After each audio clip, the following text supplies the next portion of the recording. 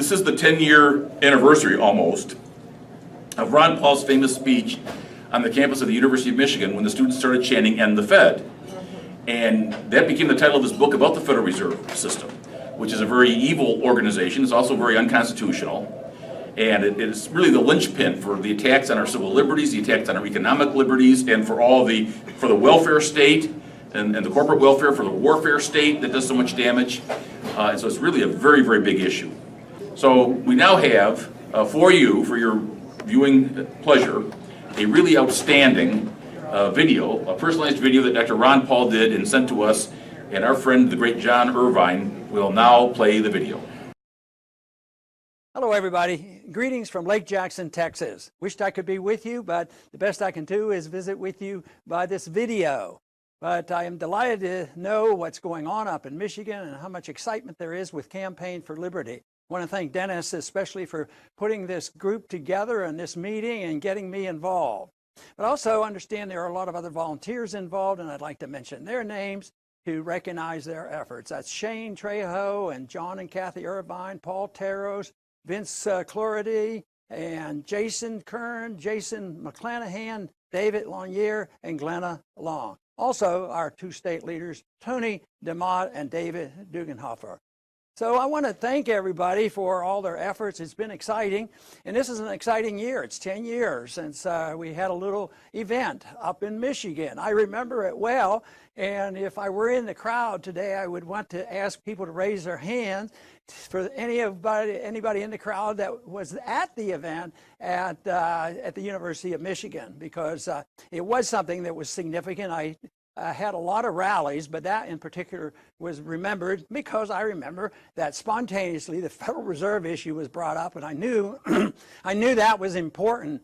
And not only was it brought up, but I remember somebody actually burnt Federal Reserve notes, and that was a memory I had. And of course, the book, End the Fed, came from that particular event. So it's been 10 years ago, and that's pretty significant. If you read libertarian literature and articles right now, they have written off the revolution, the libertarian type revolution that was organized by many of you spontaneously back in 07, especially in 012. They say, well, you don't hear anything about us anymore. But the truth is, it's alive and well, and it motivated me to write a statement about this, about the revolution, and hopefully the books have arrived, a small booklet that I did sort of summarizing our views and what is going on.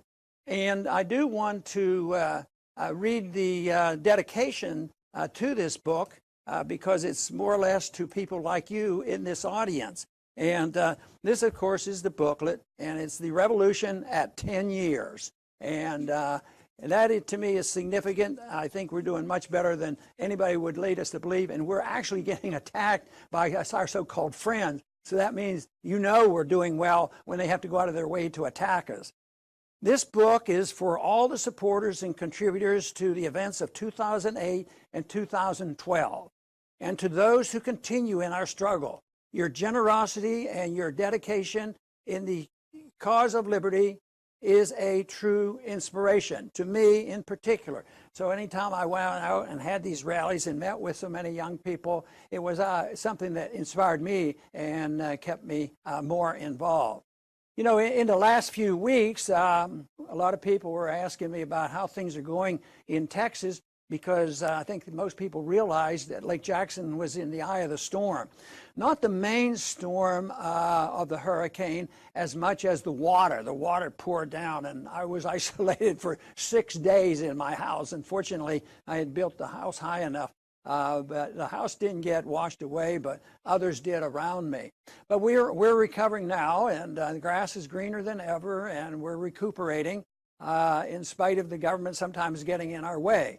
But things have gone well, and I stay busy, and it's sad that I couldn't get to Michigan this time, but the scheduler, namely me, got things a little confused, and there was a commitment made for a 35th anniversary of the Mises Institute in New York, so that's why I'm doing this by video. But it would have been just great to be there.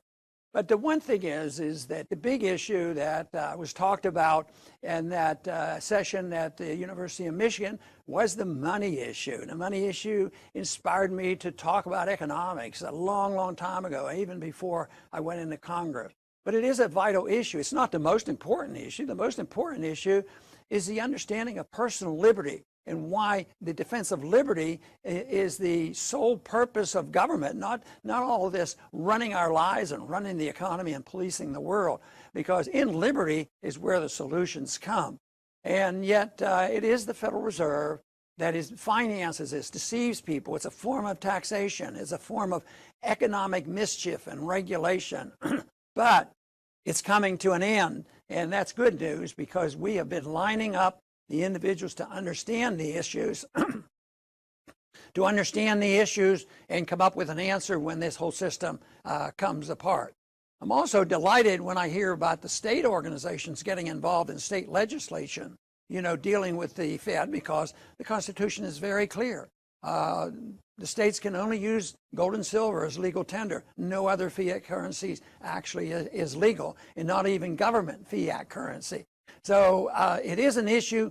It's a constitutional issue. It's an economic issue. It's a liberty issue. It's a limited government issue. Without the Fed, the government could have never grown, because it does the financing for the welfare state and the warfare state, and it is a form of taxation and deceit. So there's a lot to be said about the success of the Campaign for Liberty, and I know your group has been very much involved in this, because it's it's in the area of money and getting the Fed audited that the Campaign for Liberty has been most successful.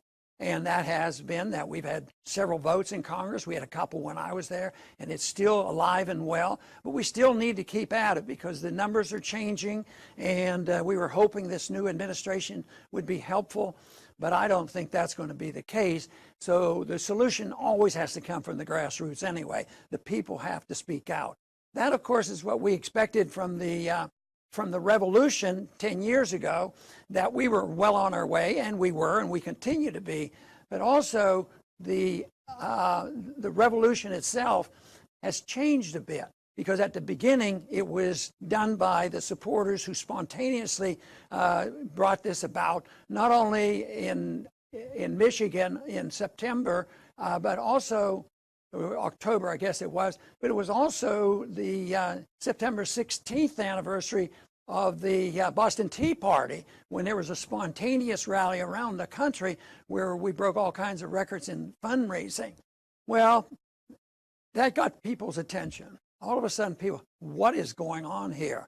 And then they decided these people could be a threat, because they're challenging the status quo of the welfare warfare state, the status quo of money and banking. Wow. And all of a sudden, there was a competition going on. And quite frankly, it was referred to as the Tea Party, and still is to a large degree. But the Tea Party definition back in 10 years ago, quite a bit different than what happened.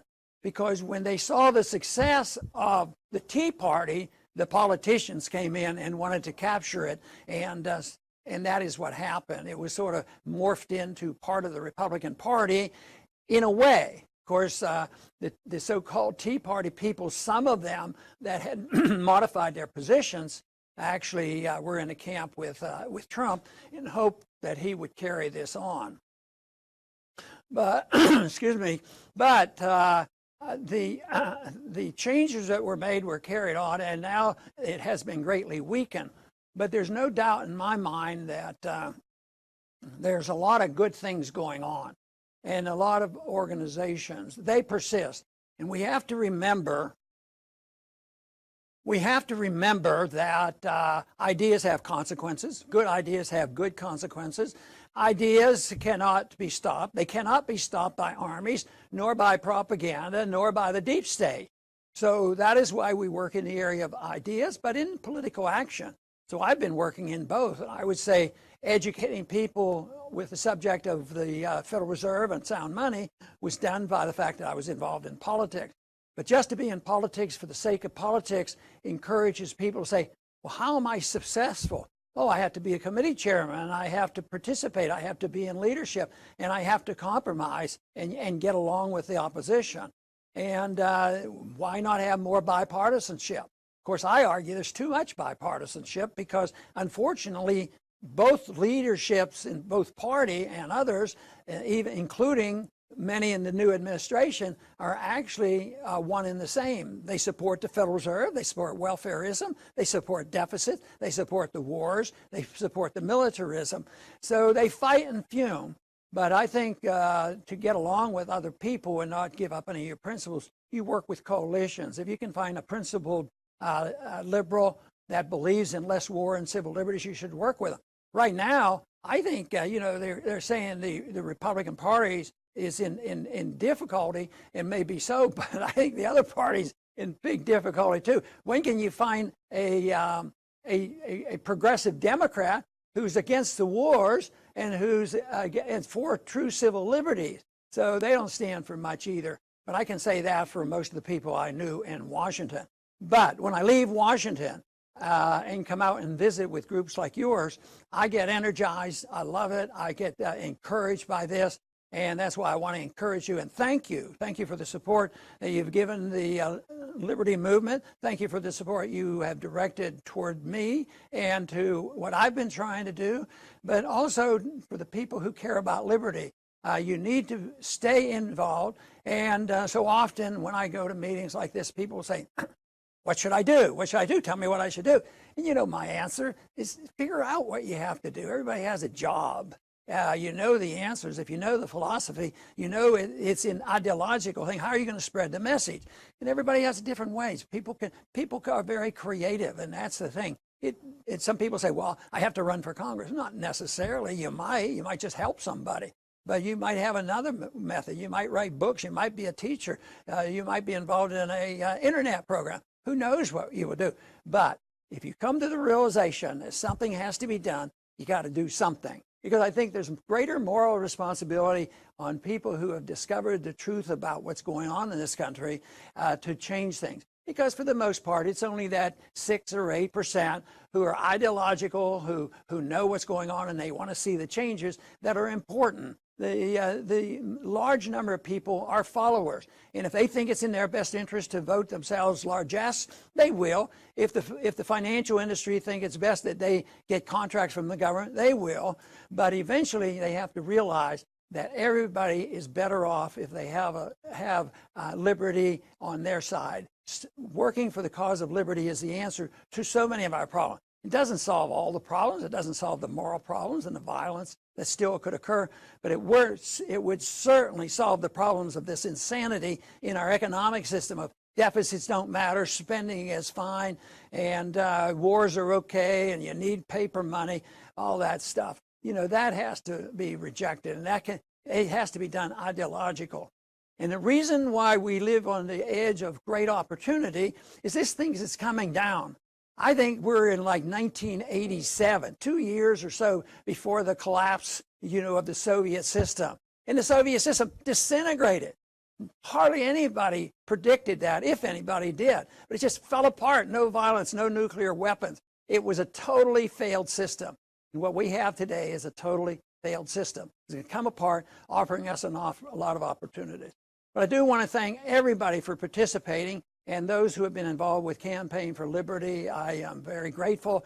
For those who are not particularly involved, please get involved, because this is a vehicle where you can do something and participate in spreading a message and feel good about it. It's in your own self-interest. It's not like you're donating and giving away part of your life. Besides, it could be fun. So I would predict and say that a group like yours that have gotten together are probably going to be friendlier and enjoy the companionship of other like-minded people, and then working hard for a belief is not so difficult.